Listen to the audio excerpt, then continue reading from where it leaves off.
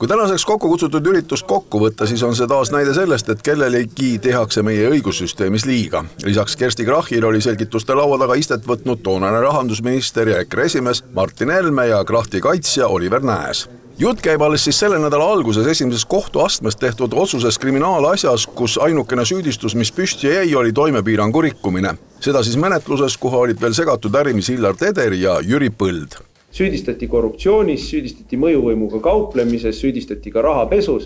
Sisuliselt süüdistati selles, et ta müüs poliitilist teenust või poliitilist mõjuvõimu kahele erinevale ärimehele. Vett jäi pidama vaid toimepiirangu rikkumise süüdistus, kus oli vaadatud siis advokaadibüroo TGS sõlmitud lepingut, mille viseeris ministri nõunikuna ametis olnud Kersti Kracht.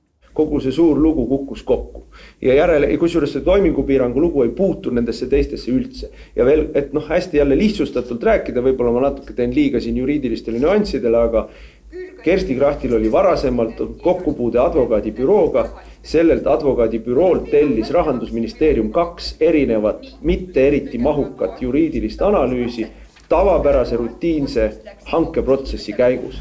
Riigiprokuratuur kinnitas esmaspäeval, et kohe kindlasti antud otsus kaevatakse edasi järgmisesse kohtuastmesse. Tänaseks on kaitsja tutvunud ka juba kohtu selgitustega. Kohtusse toodi tohutu hunnik makulatuuri, seal oli jälitusprotokoll 1700 lehekülge, meil oli asjas 40 tunnistajat, 40 istungipäeva ja praktiliselt 60 tunnistajat, mis laotus 3 aasta peale ja kõige selle kohta ütles kohus, et prokuratuuri poolt tehtud järeldused nendest tõenditest on meelevaldsed ja selgelt kallutatud. Et kohus analüüsis neid tõendeid, tema ei näinud mingisuguseid viiteid ebaõiglus kokkulepetele, sellele kellelgi oleks olnud mingisuguseid alkemaksulisi suhteid. Kohus heitis tihtipeale otsuses ette seda, et prokuratuur oli võtnud mingisuguse fragmendi, aga ei olnud vaadanud natukene ettepoole, aga natukene pärast seda fragmenti, mis andis asjale täiesti teise konteksti, aga ometigi sellele väiksele fragmendile prooviti siis külge õmmelda mingisugune alkemaksuline käsitlus. Et selles osas kohus päris mitmel juhtumil oli väga kriitiline prokuratuuri hinnangute suhtes. Tegelikult tuleb selle toimingupiiranguga ikkagi väga tõsiselt tegeleda ja peab vaatama see, et keegi viibib kusagil samas ruumis, kui keegi midagi räägib.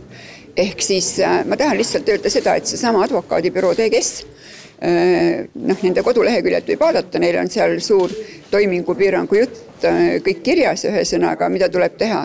Kui nad oleksid sellest täpselt samamoodi aru saanud nagu mina, siis need advokaadid, kes meil seal ju hankes olid, nad oleksid mulle pidanud ütlema, et kuule, mine sina ära.